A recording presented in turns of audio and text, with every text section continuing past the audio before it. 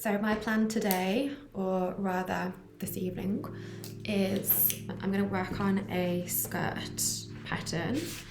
This is going to be a piece to go with a shirt design that I've already made. I have a very, very basic mini skirt pattern. So this is the back. It's just really simple, 2 dots and a fold-up hem. And the front, even more simple, just shaping in the side seams. I want to basically make a piece that cohesively fits in the same collection as this shirt, not necessarily to be worn with the shirt, but feel like they're related. But you can see it has these pleats all the way around on the sleeve. It's in the back here, but they're actually stitched down in places, so they only open when the back is moved. But in general, these pleats maintain their sharp edges. I'm thinking I'm gonna do like one really perfect pleat that goes on top of the skirt. What I mean by on top of the skirt is I want it to be basically an applique pleat that will be stitched in place, because I want the pleat to remain immaculate and look really sharp and clean even when it's being worn. So it's not going to be something that moves around and opens and closes as you walk. It should be quite still, but it will still add some dimension to the entire piece. But I will need to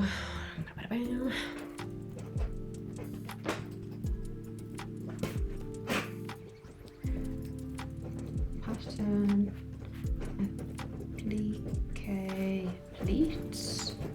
And what I'm actually going to do is I'm going to do the pattern just for the small size to start with, and then I can make it up in some fabric to see how it works, and from there then I can pattern cut all the other sizes from that. But I can at least check how it works if I make it up on one size and it's the size that fits me, so I can try it on and figure out what changes need to be made if there are any. So first I'll be making the pattern, then I will make essentially a toile. Toile is it's like a practice garment. You often make it out of cheaper fabric that you wouldn't use for your final piece, and it's just a very giving way to practice something. You can make mistakes, and it also means you can save time by not worrying about the finishings being perfect. It allows you to use raw edges, but I think in this case I probably am going to finish all the edges and complete it as a garment, because then I can wear it for myself. So toile, but not really toile. Then make my changes to all my other patterns. So from extra small to extra large, I'll make all of the pleat patterns. Just to other sizes. I think that's a doable amount of work for me to achieve today. If I manage to finish it, it means I can start cutting out the other sizes to start a mini production line for these skirts. Okay, let's go.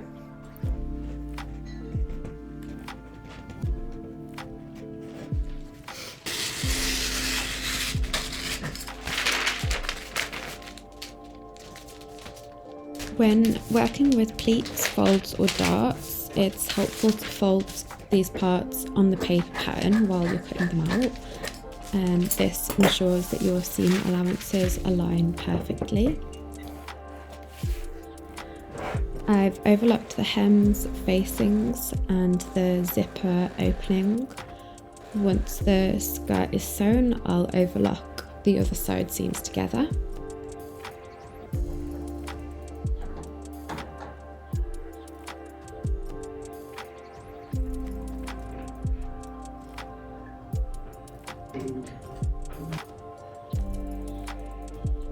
I've also added an external pocket flap to the back of the skirt to enhance the layered asymmetrical aesthetic that I'm going for, and I've used a technique that encloses all the seams with minimal top stitching for a clean, crisp look.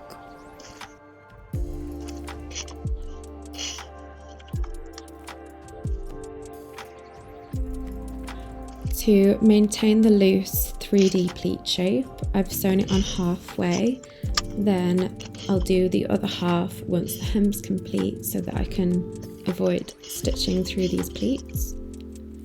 I've applied iron-on fusing to the hem, waistband and zip opening to stabilize these areas and achieve sharp lines, especially at the hem. This enhances the skirt's longevity and makes it more durable for washing and alterations. And for me, it also helps maintain that quite structured A-line shape that I'm looking for. While you can't see it in the footage, I am constantly ironing. I always say that sewing is 90% ironing.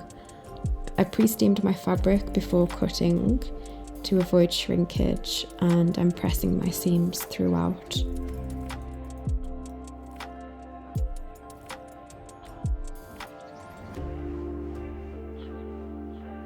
Using non-stretch iron-on fusing in the hem allows me to top stitch in place without the fabric warping or moving around underneath the presser foot, and makes pinning unnecessary.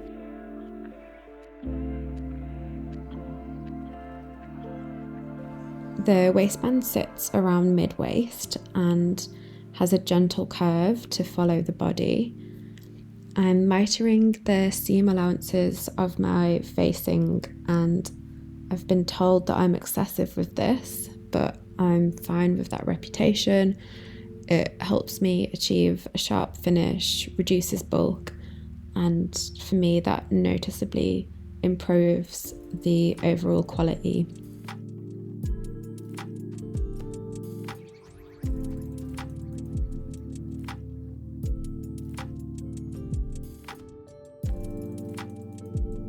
Finally, I use some top stitching in the vertical lines of the back darts and underneath the pleat to invisibly secure the facing flat in place, preventing it from shifting around once it's worn, or like turning up and down when you put it on, which is annoying. It's a few days later since I last recorded, and I have made 3 of the skirts so far. So this one is in a brown nylon, and it's got like a crinkle effect to it, which I quite like. So this is how it looks. All I have left to do is I have to hand sew down the facings and just finish some of the seams on the inside. This is in black. But while I've got them to this point, I will probably cut out a bunch more and try and have a good size range for these pieces before they go to the store.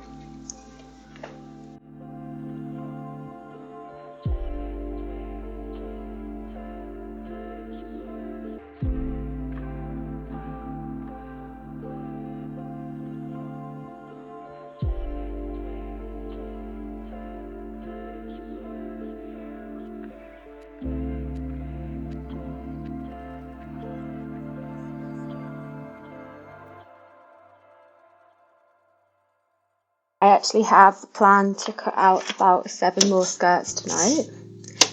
I have a few ideas for some more unique pieces within the collection. I always like to have kind of like some accessible pieces that still reflect the collection, but then add in these extras that have a bit more detail, a bit more time spent on them. And it does mean that they're normally a little bit more expensive, but they are like the extra pieces that really reflect the ideas of my collections. And we'll see how I get on. 7 is a lot to hope for, especially as I'm going to have to make some pattern adjustments as I go along, but I'm going to try.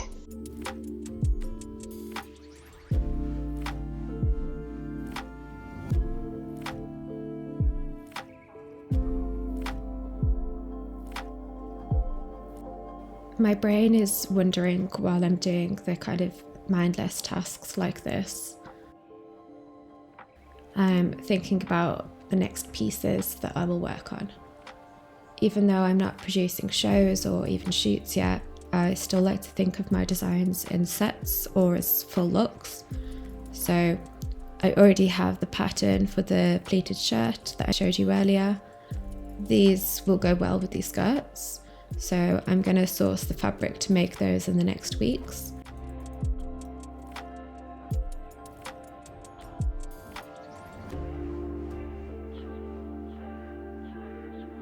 I'm also cutting out some of these skirts in technical sportswear fabrics, and I think they would work really well as a set with matching track tops, which I do make regularly. So they take a while to make, so I can't blast them out in a week like I could with these skirts. I started the next day with a worryingly undercooked cookie and moved on to the finishings.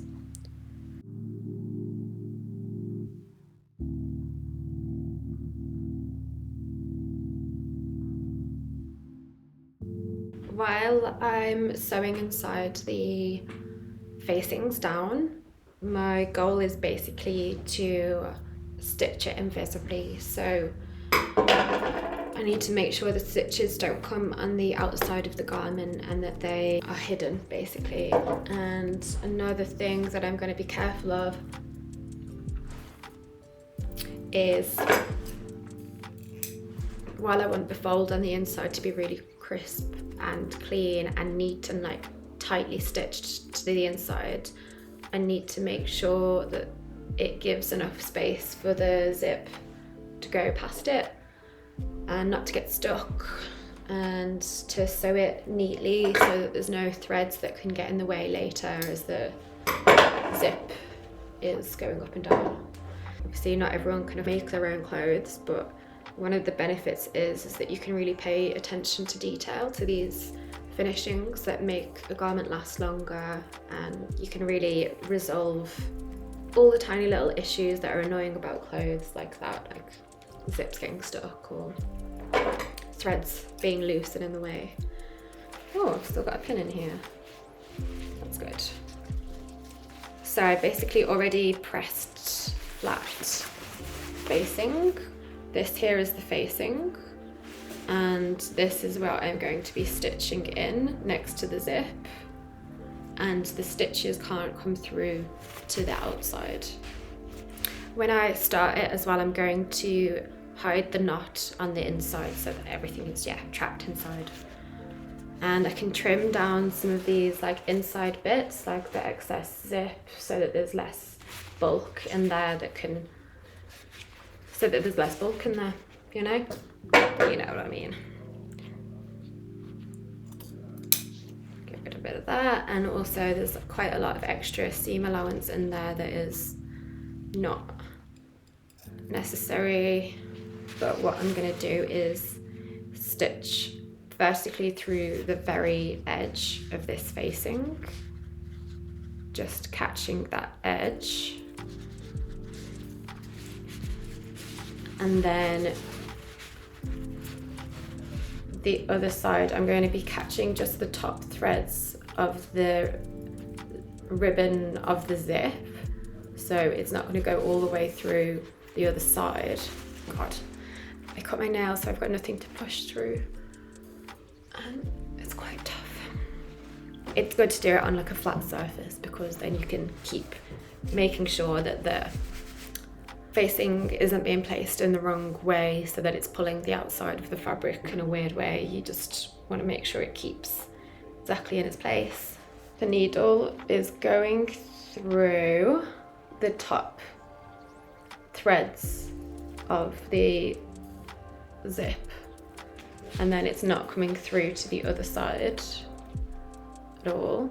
I wish I could just slam it through the sewing machine. You can't really do this with this kind of sewing machine anyway. It's too brutal. I don't want the stitch line to be on the outside. I don't want too much top stitching on the outside. Like, top stitching really does change the overall aesthetic of the piece, and I'm trying to keep it clean and a bit minimal, so I'd rather just spend a little bit of extra time doing it by hand. Sometimes I'm in the mood for it, and I'll do some hand stitching while I watch some trash TV. Real Housewives is great. I'm completely caught up with the Real Housewives of Beverly Hills though, so I've literally got nothing to watch at the moment. So I'm just talking to you. talking to myself like a crazy person.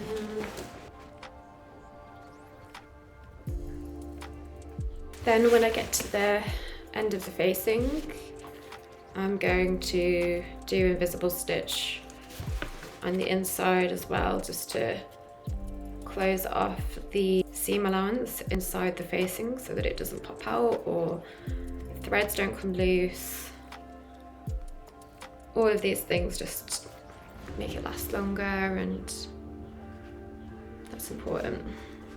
I'm hiding the knot on the inside as well so that you can't see it, and I'm not going crazy making a huge knot, I'm just making sure it's secure. Before I go on to the other side, I'm going to check the zip, make sure nothing I've done gets in the way. Yeah, okay, good.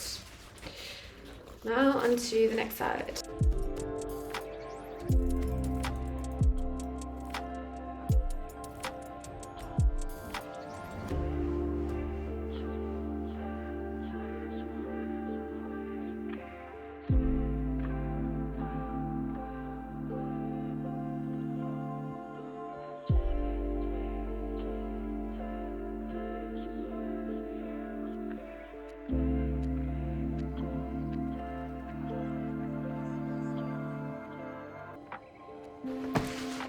Okay.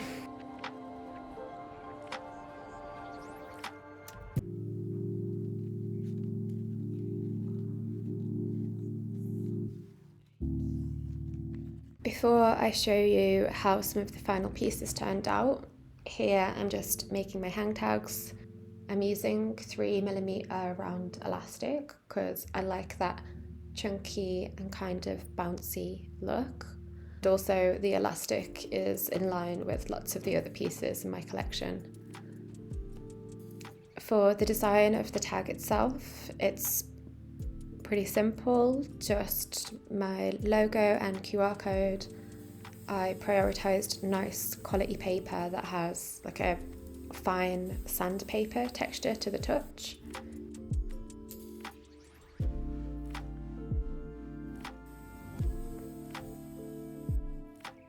Here's how they look in the end.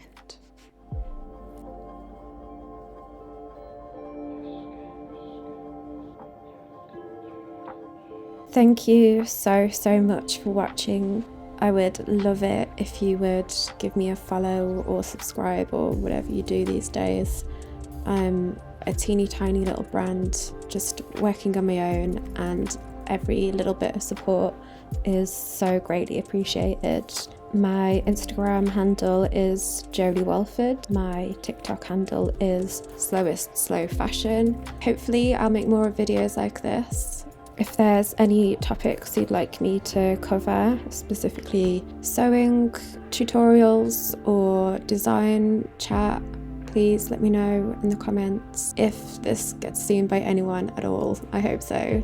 Thank you so much. Love you. Bye.